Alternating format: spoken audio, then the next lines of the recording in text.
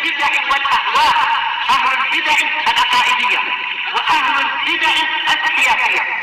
أنا أقول بيننا وبينكم السلف، بيننا وبينكم الكتب، كان فيقول البدع بيننا وبينكم الجنة. بسم الله الرحمن الرحيم. الحمد لله حمدا كثيرا طيبا مباركا فيه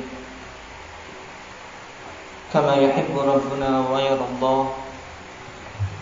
أشهد أن لا إله إلا الله وحده لا شريك له، وأشهد أن محمدا عبده ورسوله صلى الله عليه وعلى آله وأصحابه ومن تبعهم بإحسان إلى يوم الدين. أما بعد. Tinggalnya Abu Jarir tuh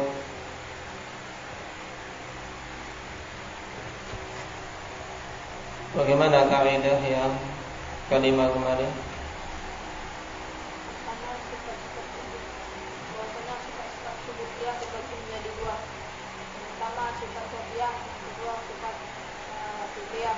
Baik.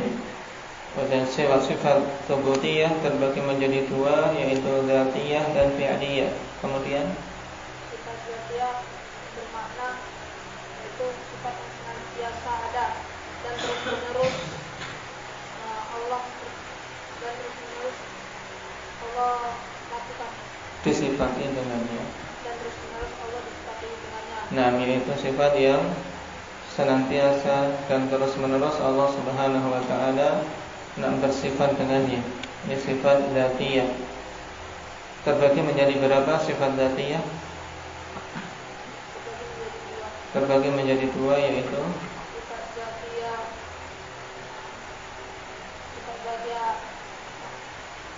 dzatiyah maknawi dan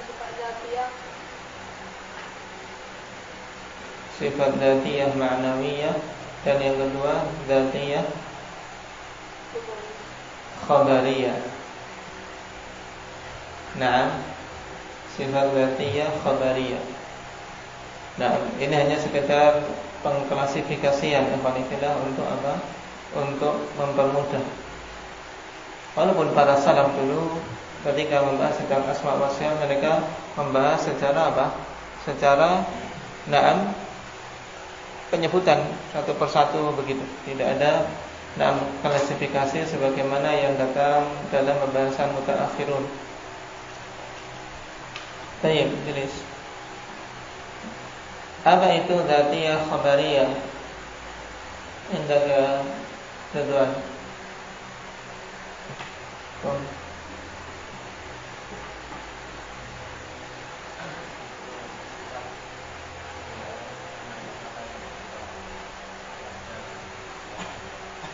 Itu saja. Nah, berarti bagaimana untuk mendefinisikannya? Sifat dzatiyah khabariyah seperti wajah, tangan, dan yang lain sebagainya. Definisinya bagaimana kemarin? Dzatiyah khabariyah.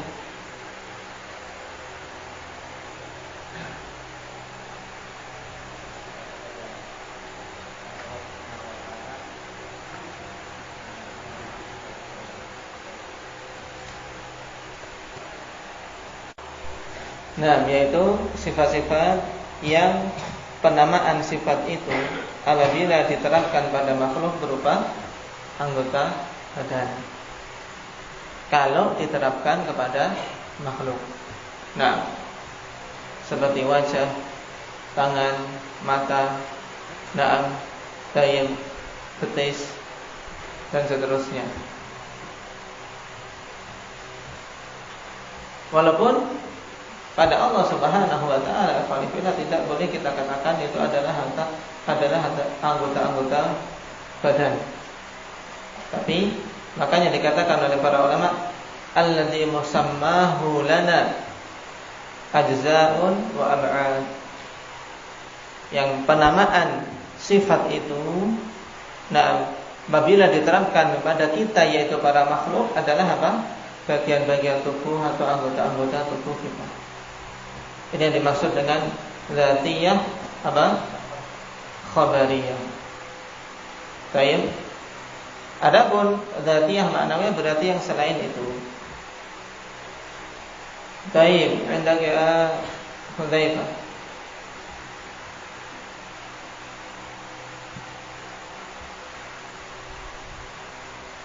Kemudian sifat jenis yang kedua setelah dzatiyah apa? Sifat fi'liyah. Apa itu sifat fi'liyah? Sifat yang Allah bentuk kehendak Allah. Sifat-sifat yang berhubungan dengan masyiah Allah. Baik, apabila Allah berkehendak akan dilakukan, apabila tidak berkehendak maka tidak akan dilakukan. Contohnya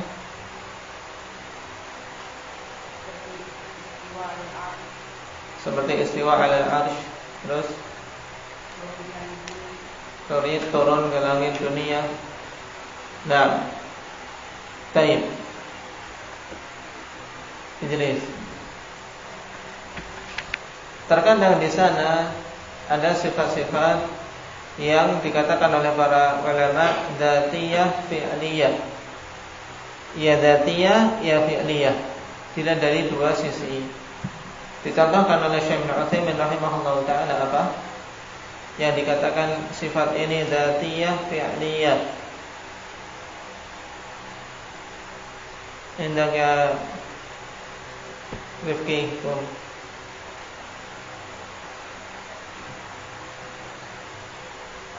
sifat kalam. Kenapa dinamakan dzatiyah?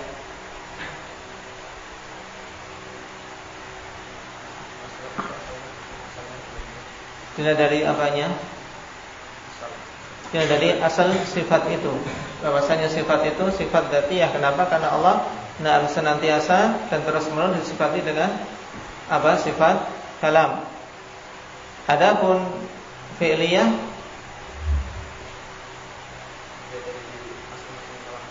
tidak dari sisi masing-masing kalamullah azza wa jalla. Bahwasanya masing-masing kalamullah hubungannya dengan masyiah. Apabila Allah berkehendak maka akan mengatakannya, bila tidak maka tidak akan mengatakannya. Dalilnya indah jelas. Dalilnya sekarang Ja'far.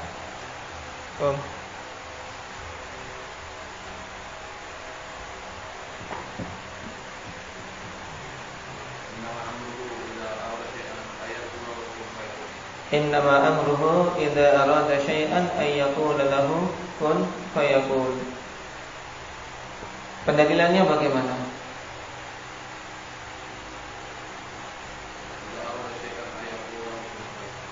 Terus bagaimana?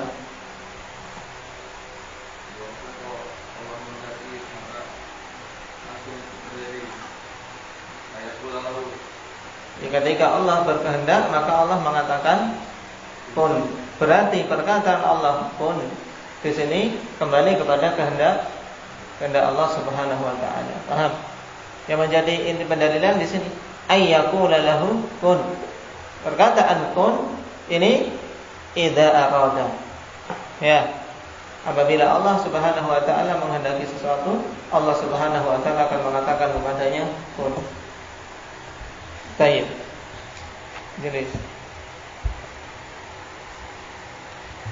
Kemudian perkara penting berhubungan dengan sifat fi'liyah yang kemarin disebutkan oleh Syekh Ibnu Utsaimin rahimahullahu taala. Apa itu? Indal Ahmad.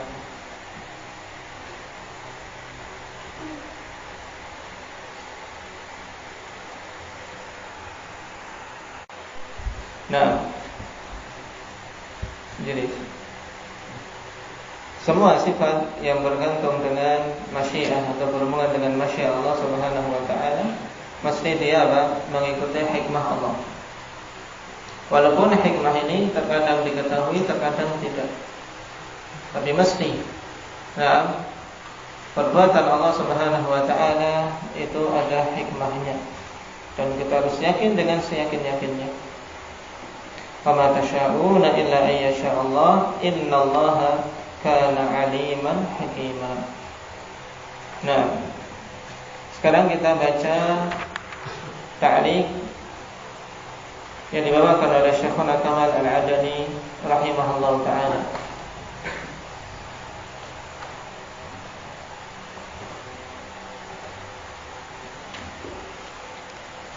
Yang pertama penukilan dari Imam Al-Maqrizi. Qala Al-Maqrizi rahimahullah ta'ala, man am'ana an-nazara fi dawawin al-hadith an-nabawi wa waqafat 'ala al-athar as-salafiyyah 'alima annahu lam yarid qattu min tariqin sahihin wala saqimin an ahadin min as-sahabati radhiyallahu anhum ala ikhtilafi tabaqatihim wa kathrati 'adadihim annahu sa'ala Rasulullah sallallahu alaihi wasallam 'an ma'na syai'in mimma wasafa Ar-Rabb subhanahu bihi nafsahu wala farraqa ahadun minhum baina kauniha sifata dhatin aw sifata fi'lin innama athbatu lahu sifatin azaliyatan. Di sini akhwanillah beberapa penukilan yang menunjukkan bahwasanya pembagian sifat subutiyah menjadi dzatiyah dan fi'liyah. Nah, di kalangan para salaf dulu ikhwanillah mereka tidak membagi demikian. Tidak membagi demikian. Baik. Sebagaimana ditegaskan oleh Imam Al-Maqrizi, siapa saja yang konsentrasi dalam melihat catatan hadis nabawi dan dia berhenti pada athar-athar salafiyah, maka dia akan mengetahui bahwasanya tidak datang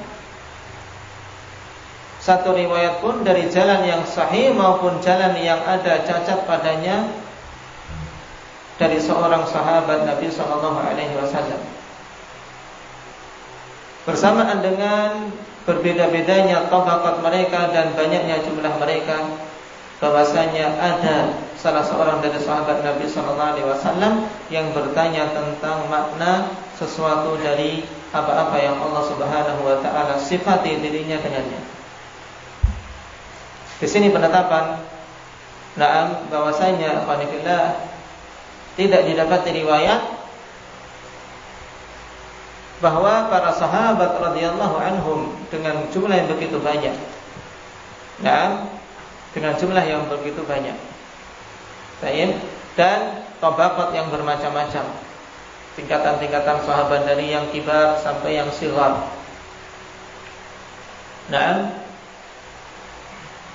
Mereka bertanya kepada Nabi sallallahu alaihi wasallam tentang makna suatu sifat dari sifat-sifat Allah Subhanahu wa taala. Nah, ketika diterangkan Ar-Rahmanu 'ala al-istawa, tidak dia bertanya mastawa, apa itu istiwa? Ketika Rasulullah sallallahu alaihi wasallam mengatakan innallaha yamsutu yadahu bil-lail yatuba musii'un nahar. Allah Subhanahu wa taala menghamparkan tangannya di malam hari untuk menerima taubat orang-orang yang berbuat dosa di siang hari. Tidak ada yang bertanya, apa makna yad di sini? Apa makna tangan? Tidak ada. Kenapa? Karena mereka paham dengan sepaham-pahamnya makna yang diinginkan, yaitu sesuai dengan zahirnya, sesuai dengan apa? Kalimat yang dia datang dengannya. Istawa, ya istawa. Ala wartafa'a. Karena mereka adalah orang-orang Arab yang asri, yang mengetahui tata bahasa Arab dalam kondisi masih sangat bagus, belum tercampur dengan bahasa-bahasa ajam. Lisan-lisan masih fasih, walaupun tanpa harus mempelajari ilmu nahwu dan sharaf, karena saat itu tidak perlu. Bahasa sudah terpatri secara naluri, merupakan ilham dari Allah Subhanahu wa taala. Sehingga tidak pernah didapati mereka bertanya tentang makna suatu sifat, apalagi bertanya tentang kaifiyah suatu sifat. Menunjukkan apa ikhwan fillah? Bahwasanya metode salaf dalam memahami makna suatu sifat yaitu amirruha kama ja'at, yaitu na'am tayyib, pahamilah sebagaimana datangnya. Na'am, biarkan makna itu na'am sesuai dengan lafaz yang dia asli datang dari kalamullah atau kalam nabinya. Datang dengan lafaz yad yang dimaknakan sebagaimana yad dalam bahasa Arab, tangan. Ghadab, na'am marah, ya datang dalam bahasa Arab bermakna ghadab, dan seterusnya. Kemudian yang menjadi intinya sekarang, wala farraqa ahadun minhum baina kauniha sifata dzatin aw sifata fi'lin. Dan tidak ada seorang pun di antara mereka yang membedakan antara sifat-sifat tubutinah ini antara sifat dzatiyah atau sifat fi'liyah. Jadi pembagian dzatiyah dan fi'liyah ini alhamdulillah di zaman para sahabat tidak ada.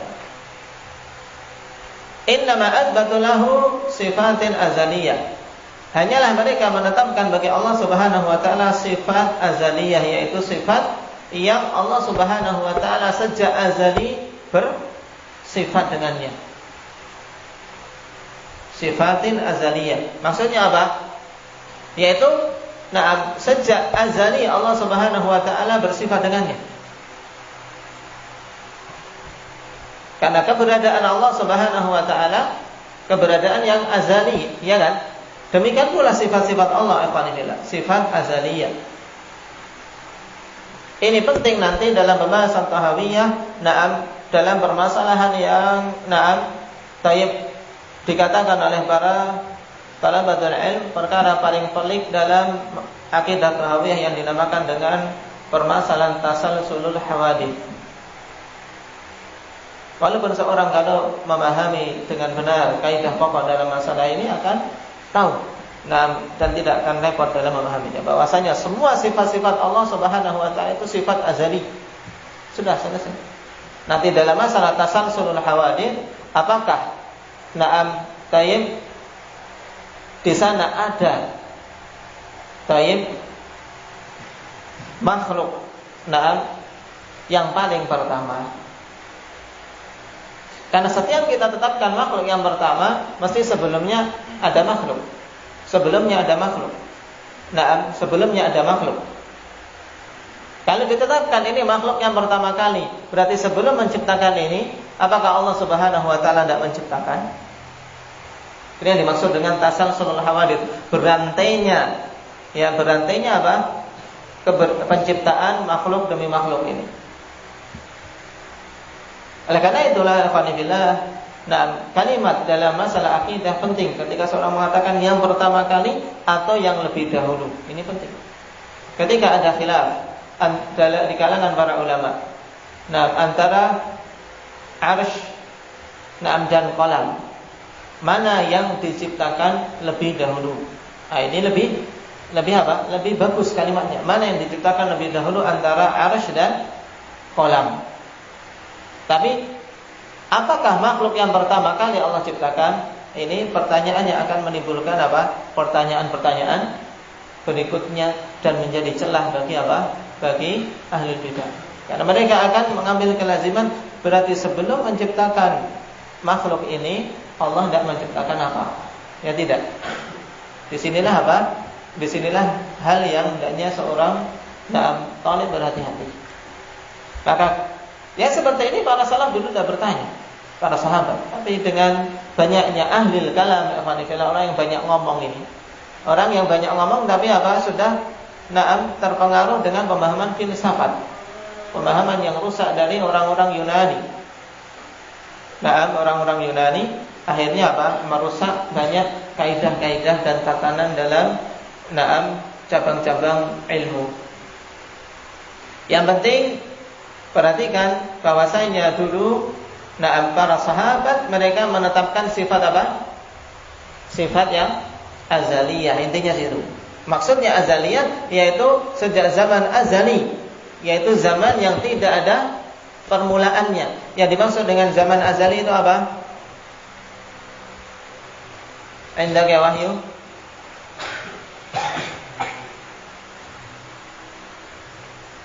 Zaman azali adalah zaman yang tidak ada permulaannya, itu namanya azali. Lawannya apa? Apa Zaid? Lawan dari azali apa? Abadi. Ya, yaitu zaman yang tidak ada akhirnya. Nah, istilah ini diperhatikan, ada azali, ada abadi. Baik. Kemudian penukilan yang kedua, waqala Syahrastani rahimahullahu ta'ala, i'lam anna jama'atan katsiratan minas salafi kanu yuthbituna lillahi ta'ala sifatin azaliyatan minal ilmi wal qudrati wal hayati wal iradah, wala yufarriquna baina sifatid dzati wa sifatil fi'li, bal yasuquna al-kalama sawqan wahida. Intaha minal milal wan nihal. Beliau mengatakan, ketahuilah bahwasanya sederetan yang banyak dari kalangan salaf dulu mereka menetapkan bagi Allah Subhanahu wa taala sifat azaliyah. Nah, sifat azaliyah, di mana Allah sejak zaman azal bersifat dengannya. Nah, yang berupa sifat ilmu, qudrah, haya, iradah, dan yang lainnya disebutkan banyak. Kemudian yang menjadi inti yang diinginkan adalah, dan mereka tidaklah membeda-bedakan antara sifat dzat dan sifat fi'il. Bahkan mereka menyebutkannya dalam apa? Satu penyebutan, dalam artian serempak disebutkan. Sifat ini, sifat ini, sifat ini, sifat ini, terus tidak dibeda-bedakan. Nah,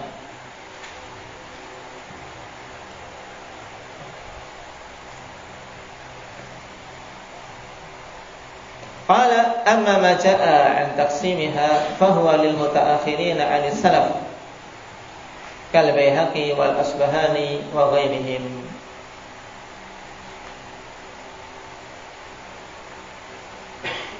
Adapun apa yang datang dari pembagian sifat-sifat Allah, sifat rububiyah menjadi dzatiyah dan fi'liyah, ini apa? Datang dari kalangan mutaakhirin, dari orang-orang yang datang belakangan dari kalangan salaf, lebih akhir. Salaf di awal ini datang mutaakhirin dengan pembagian tersebut, seperti Al-Baihaqi, Al-Asbahani, dan selain mereka. Lalu apakah kita mengatakan ini bid'ah? Gimana Pak? Baik. Karena sebagian kaum ikhwanillah dalam masalah ini enggak ada salafnya. Nah, enggak ada salafnya ini. Langsung berarti bid'ah. Baik. Makanya muncul yang lainnya lagi menimpali, enggak semua perkara harus ada salafnya. Akhirnya ribut lagi. Nah, karena terkadang seseorang ketika membuat kalimat yang mujmal, inilah yang membuat banyak kegaduhan. Perlu diketahui di sini alhamdulillah, bahwasanya pembagian yang seperti ini, dan tatkala pembagian tersebut tidak diinginkan ta'abbudi. Mereka tidak menginginkan dengan membagi tadi untuk mendekatkan diri kepada Allah. Karena intinya sama menetapkan sifat-sifat bagi Allah Subhanahu wa taala, ya tidak. Nah, sebagaimana pula datang pembagian di zaman-zaman akhir, pembagian tidak ada para sahabat membagi tauhid, ada tauhid rububiyah, tauhid uluhiyah, tauhidul asma wa sifat. Apa ada salafnya? Bingung kita kalau mengatakan sedikit-sedikit alasannya tidak ada salafnya. Maka seorang harus memahami substansi masalah dalam mengkritis ikhwanifillah, sehingga dia tidak terjatuh dalam apa? Dalam hal yang akhirnya dia dikritisi dan terbungkam, tidak bisa jawab.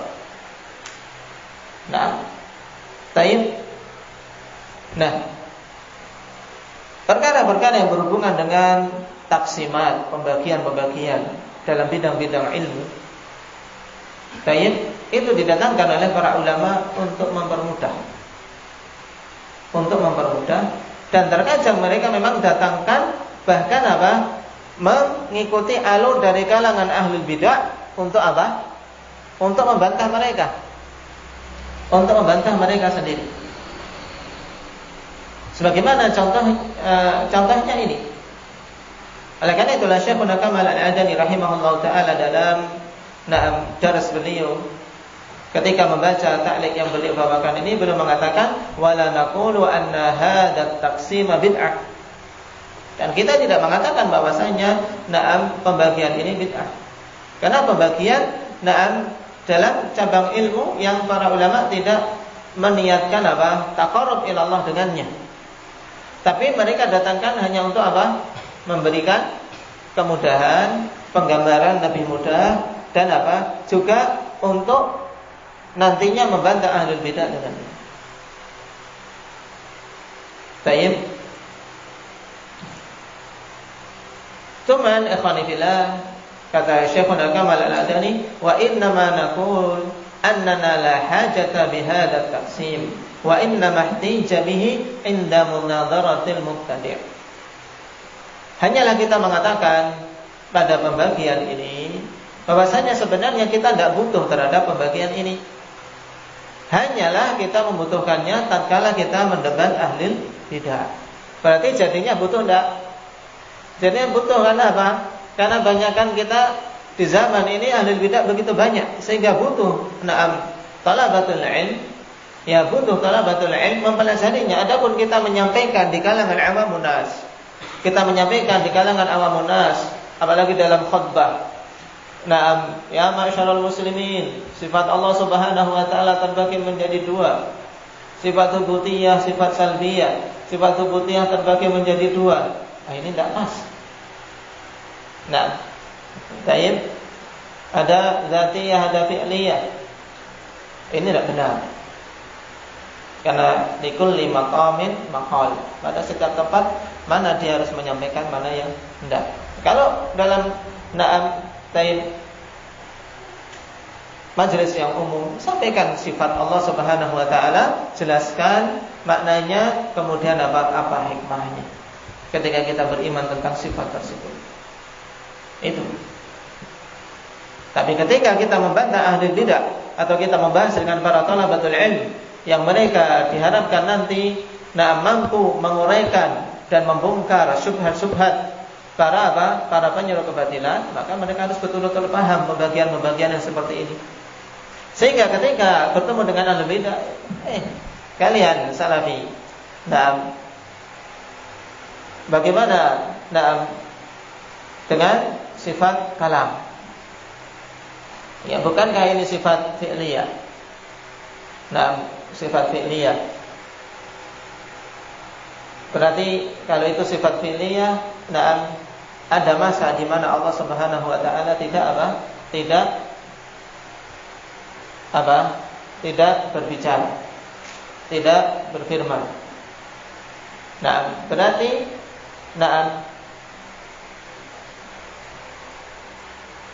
perkataan Allah Subhanahu wa taala itu adalah sesuatu yang baru. Dan sesuatu yang baru itu makhluk. Berarti Al-Qur'an itu makhluk. Mereka akan menggiring kita dari pembagian-pembagian yang seperti ini. Menggiring untuk sampai pada pada akidah mereka yang batil.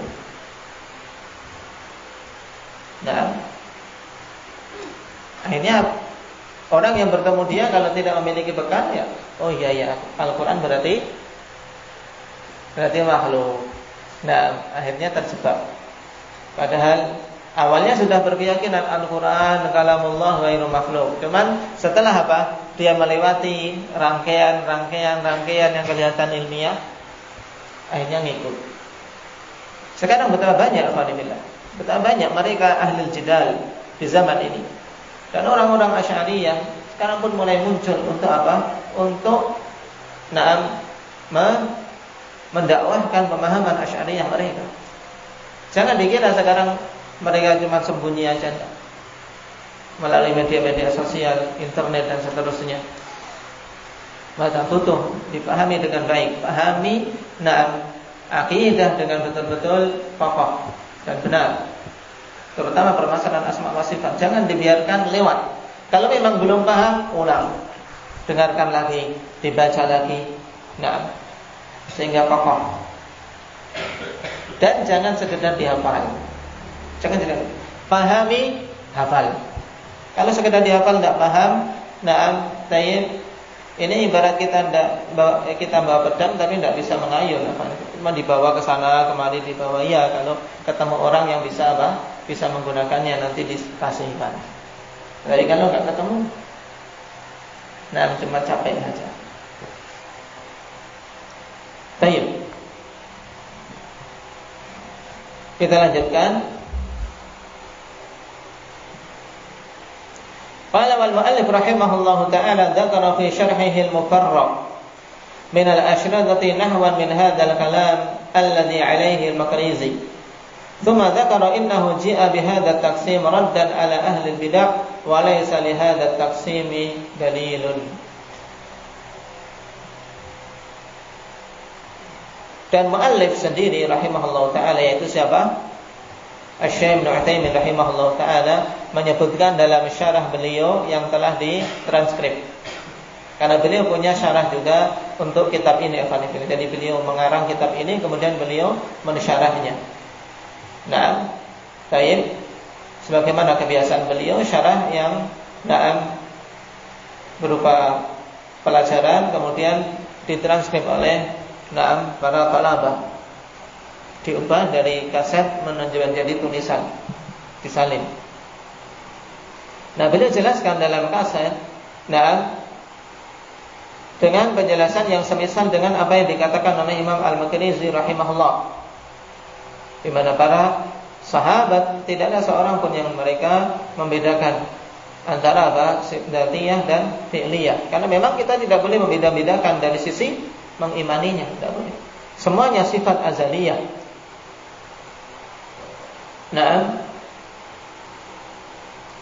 Kemudian beliau menyebutkan bahwasanya beliau mendatangkan pembagian ini karena kenapa kok Syekh mendatangkan pembagian ini? Disinilah pentingnya terkadang mengembalikan kepada syarah pengarang sendiri. Beliau menerangkan, beliau membawakan pembagian ini sebagai bantahan untuk ahli bidah. Dan memang tidak ada pada pembagian ini dalil. Dari siapa? Memang tidak ada penetapan ini dzatiyah, ini fi'liyah dan seterusnya. Baik. Tanbihun. Lafdz salaf hum ashabul qurunil mufaddalah ats-tsalatsah. Baik. Lam yarid anhum hadzal taqsim. Dan lafdz salaf yang dimaksudkan di sini adalah salaf, yaitu mereka-mereka yang hidup di 3 generasi yang utama, yaitu para sahabat, para tabi'in dan tabi'in tabi'in. Ini yang dimaksud dengan salaf. Oleh karena itulah seperti Al-Baihaqi, Al-Asbahani, dikatakan mutaakhirun karena jauh dari zaman Zaman tabi'in tabi'in. Tidak datang dari mereka pembagian tersebut. Adapun penukilan dari Imam Al-Hafidz Ibnu Hajar al-Asqalani, perhatikan di sini. Al-Hafidz Ibnu Hajar menukilkan bahwasanya taksim ini adalah madhabu salafina. Dia mengatakan hadza taqsimu madhabu salafina. Taksim ini adalah pembagian ini adalah madhab salaf kami. Yang dimaksud salaf di sisi Al-Hafidz Ibnu Hajar al-Asqalani yaitu as-salaf, yaitu orang-orang terdahulu dari kalangan Asy'ariyin. Ini penting juga. Kalau antum mendapati penukilan Al-Hafidz Ibnu Hajar dalam kitab-kitab beliau menyebutkan mazhab salaf dalam perkara akidah, yang dimaksud adalah salaf dari kalangan siapa? kalangan Asy'ariyin. Baik. Ini poin pertama yang hendaknya dipahami, bahwasanya pembagian sifat menjadi dzatiyah dan fi'liyah pada asalnya tidak datang di zaman salaf. Baik, para sahabat, para tabi'in, tabi'in mereka tidak mendatangkan pembagian ini. Muncul pembagian ini alhamdulillah di kurun belakangan. Baik, di kurun belakangan dikarenakan banyaknya ahli bidah. Kemudian akhirnya butuh untuk Untuk membantah mereka dengan pembagian seperti ini. Dengan pembagian seperti ini. Walaupun pada asalnya kita sebenarnya tidak butuh, tapi dikarenakan kebutuhan untuk membantah ahli bidah, maka ya mau tidak mau perlu kita memahami pembagian tersebut. Mafhum di sini? Baik.